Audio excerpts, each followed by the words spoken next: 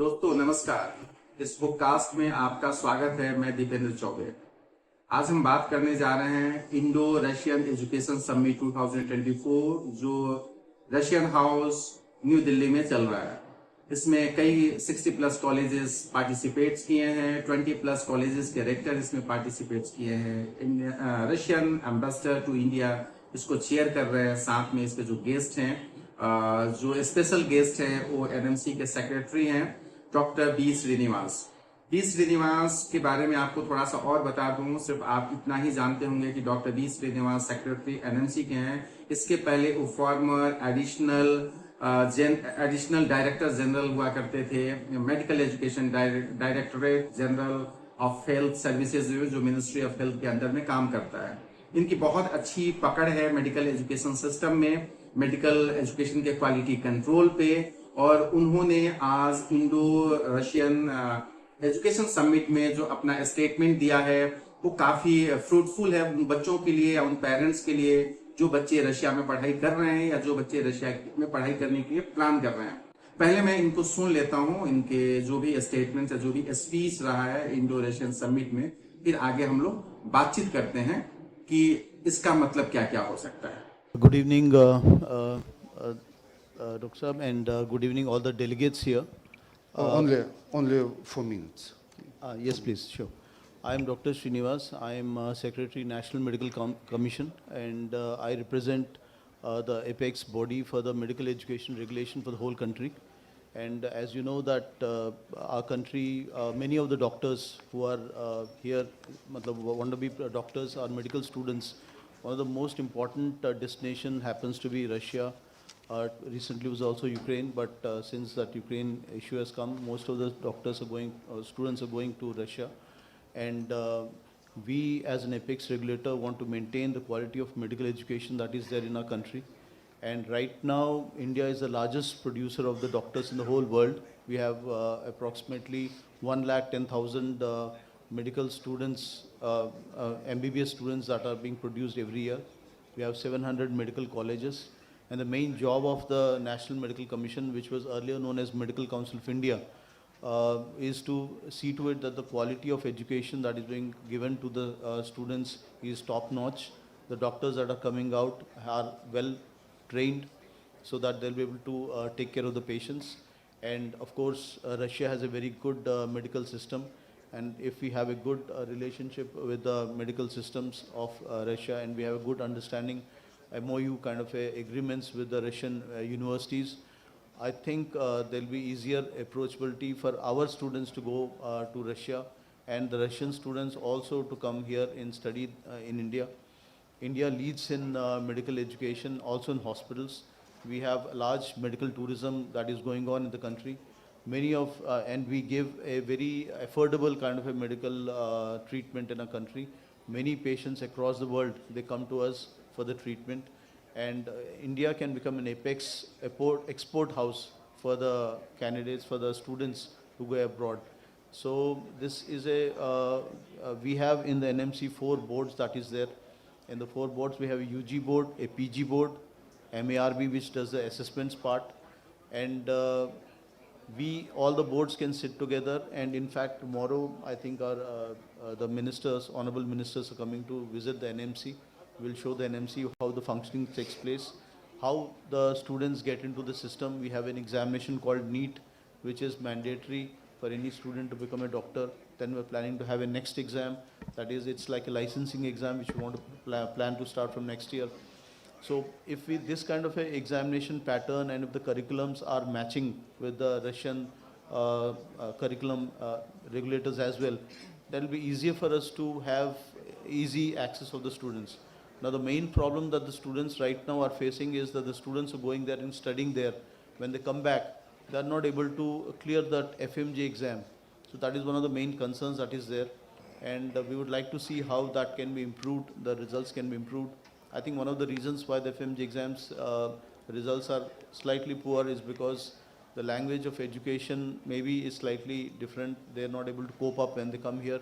We want to ensure that if the curriculum is something that is matching with that of the MBBS students that we are teaching here in India, if that matches with them, then I think the quality of education can improve, and the students who are passing or studying in Russia, they can easily pass the FMG exam and they can practice here in India.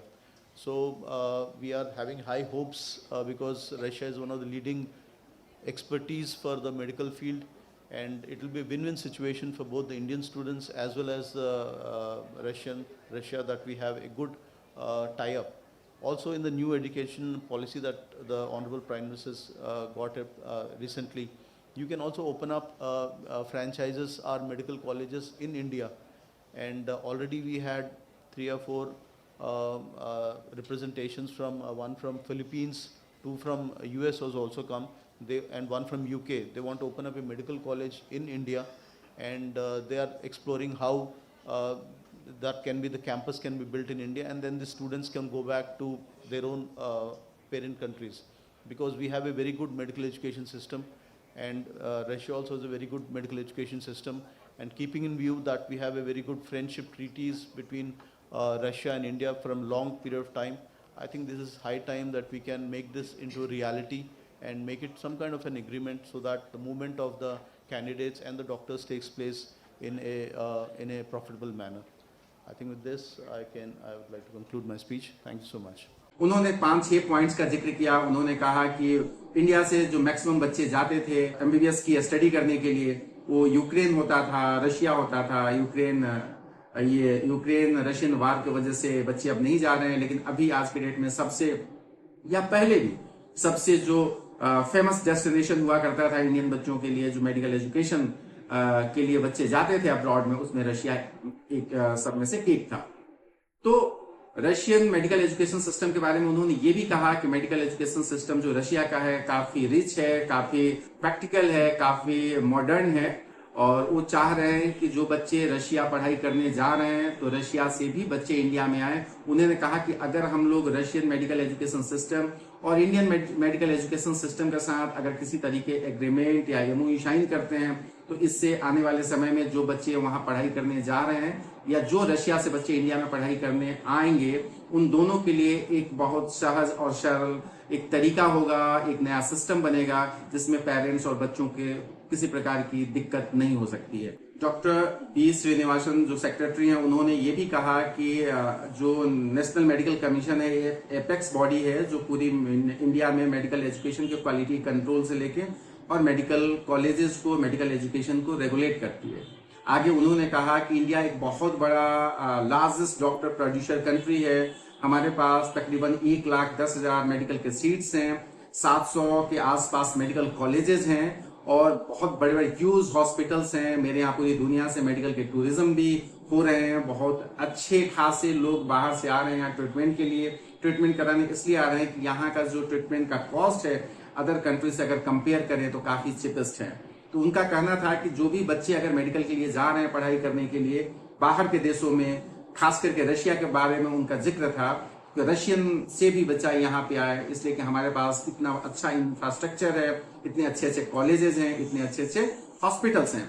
अब वो कैसे आएंगे, admission की process क्या होगा, ये सारी चीज आगे चल के बातचीत होगी। आगे उन्होंने कहा कि रशिया और इंडिया के साथ बहुत बेहतर रिलेशनशिप है, काफी पुराना हमारा फ्रेंडशिप है।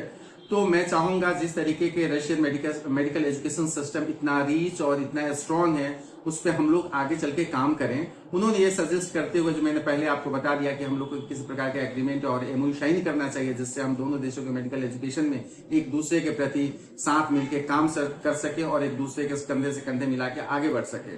उन्होंने आगे जिक्र ये भी कहा कि सबसे बड़ी चैलेंजेस है जो बाहर से एमबीबीएस करके बच्चे आ रहे हैं, उनका जो एफएमजी पासिंग रेशियो है काफी कम है। इसका वजह भी उन्होंने बताया कि हो सकता है कि वहां पे जो पढ़ाई बच्चे करने जाते हैं, सबसे बड़ा एक लैंग्वेज बैरियर है।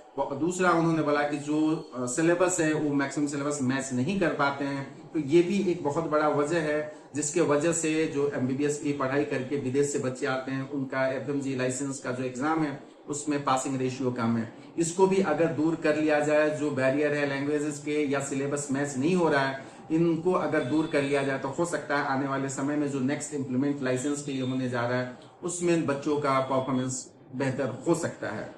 आगे उन्होंने ये भी बताया कि कल 12 अप्रैल 2024 को रशिया के जो डेप्यूटी हेल्थ मिनिस्टर हैं उनके साथ जो दिल्ली गेशन आया हुआ है, उनका विजिट है एनएमसी में, वो जाके देखना चाह रहे हैं कि एनएमसी कैसे इतने बड़े देश के मेडिकल सिस्टम को कंट्रोल करता है, कैसे क्वालिटी कंट्रोल करता है, एडमिशन प्रोसेस को कैसे कंट्रोल करता है, सिलेबस किस तरह से सिलेबस पूरी इंडिया में चलाए जाते हैं, मेडिकल का एजुकेशन क्वालिटी किस तरीके से है। इसके साथ साथ ही क्या इंडिया और रशिया के सिलेबस या जो भी कुछ थोड़ी मोड़ी जो दिक्कतें हैं मेडिकल एजुकेशन में, इसको कैसे दूर किया जा सकता है, ये सारी चीजें कल के मीटिंग में चर्चा होने की संभावनाएं हैं। आगे एक सबसे बड़ी चर्चा होने की संभावना इस पे भी है कि क्या इंडिया और रशिया दोनों कल इस रेसिप्रोसिटी जो एग्रीमेंट होता है, एक दूसरे कंट्री के डिग्री आपस में जो रिकॉग्नाइज्ड होता है, इस पे भी क्या बातचीत करेंगे। आपको मैं बता दूं, इसके पहले एक कार्यक्रम में, एक प्रोग्राम में जो रशियन एम्बेसडर इंडिया में है, उन्होंने कह दिया था कि हम लोग गवर्नमेंट लेवल पे इस चीज की बातचीत करने के प्रयास शुरू कर दिए हैं कि इंडिया का जो भी डिग्री है, जो मेडिकल का डिग्री है, उस डिग्री को इंडिया में रिकॉग्नाइज किया जाए। क्या उसका ही ये दूसरा पार्ट है जो कल एनएमसी में वहां के डिप्टी हेल्थ मिनिस्टर के साथ जो डेलीगेशन या डायरेक्टर्स आए हुए हैं, उनके साथ जो एनएमसी सेक्रेटरी ने जिक्र किया, कल का मीटिंग का हो सकता है सेक्रेटरी के साथ बहुत सारे ऑफिसर्स हों एनएमसी के जो इस पे बातचीत करेंगे। देखना ये होगा कि कल के मीटिंग के बाद क्या रिजल्ट निकल के आता है। उन्होंने आगे ये भी बताया कि इंडिया सबसे बड़ा एक्सपोर्टर है, जो बच्चे एमबीबीएस अब्रॉड या स्टडी अब्रॉड के लिए जाते हैं, क्योंकि हमारे पास दुनिया का सबसे ज्यादा यंग यूथ है। लेकिन खास करके जब मेडिकल की हम बात करते हैं तो ये देखना जरूरी है कि मेडिकल एजुकेशन का क्वालिटी कैसा है, और वहां से जो डॉक्टर्स बन के आ रहे हैं वो हमारे समाज, हमारे नेशन के लिए किस तरीके से हेल्थ सिस्टम में अपना कंट्रीब्यूशन दे सकते हैं।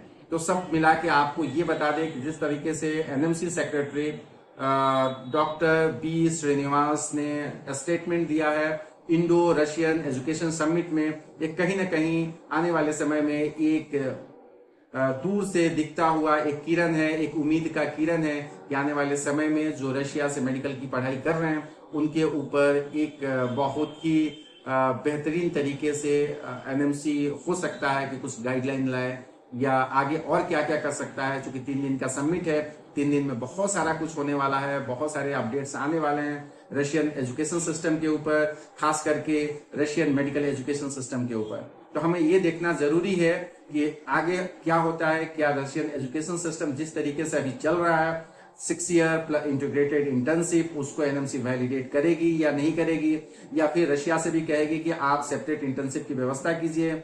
ऐसे रशिया में लाइसेंस ऑलरेडी है तो उस पर बातचीत करने की कोई जरूरत तो पड़ेगी नहीं। लेकिन सिलेबस में क्या दोनों कंट्री एक दूसरे में कुछ एक्सचेंज करेंगे, सिलेबस में कुछ बदलाव की भी वहां पे गुंजाइश है, इस पे भी क्या बातचीत होगी ये भी देखना जरूरी है। तो खास करके इस पे सिलेबस, वहां के जो इंटीग्रेटेड इंटर्नशिप है, इस पे बातचीत तो होगी। और सबसे इंपॉर्टेंट जो बात होगी, क्या रेसिप्रोसिटी एग्रीमेंट के तहत दोनों देश की डिग्री रिकॉग्नाइज्ड हो पाएंगे या नहीं हो पाएंगे। एक कल के मीटिंग के बाद इसका सारी जो रिपोर्ट्स होगी, जो सारे जो रिजल्ट आएंगे उसके बारे में बताएंगे हम। लेकिन आने वाले समय में एक चीज आप मान लीजिए कि रशिया में जो भी बच्चे मेडिकल एजुकेशन कर रहे हैं, डॉक्टर बी श्रीनिवास के स्टेटमेंट या उनके वक्तव्य से ये जरूर मालूम चलता है, एक इशारा है कि वो बच्चे सेफ हैं और आने वाले समय में सेफ रहेंगे। क्योंकि उन्होंने बार बार इंडिया रशिया का फ्रेंडशिप रिलेशन के जिक्र किया, India Russian medical education system की क्वालिटी के ऊपर जिक्र किया। तो ये तमाम चीजों को देखने के बाद लग रहा है यही, और एक इशारा इस तरफ जा रहा है कि आने वाले समय में रशियन मेडिकल एजुकेशन कहीं ना कहीं इंडिया के नजर में ठीक है, और इंडिया उसको कहीं ना कहीं उसके लिए एक अलग नियम या उसके रिकॉग्निशन की प्रोसेस को आगे बढ़ा सकता है। अगर आप हमारा चैनल को अभी तक सब्सक्राइब नहीं किए हैं तो प्लीज इसको सब्सक्राइब कर लें और शेयर कर दें, ताकि आप तक इस तरह की खबरें पहुंचते रहें और आप अपने आप को हमेशा अपडेट रख सकें। और आपको अगर ये चैनल या अगर इस तरह के कंटेंट आपको अच्छा लगता है तो डेफिनेटली आप इसको शेयर करें। और अगर आपको किसी भी तरह के किसी भी पॉइंट पे और कोई भी आपके डाउट्स हो, आप कमेंट बॉक्स में लिख सकते हैं, मुझे व्हाट्सएप कर सकते हैं, मुझे ईमेल कर सकते हैं। आपने सुना देखा इसके लिए बहुत बहुत शुक्रिया। Thank you.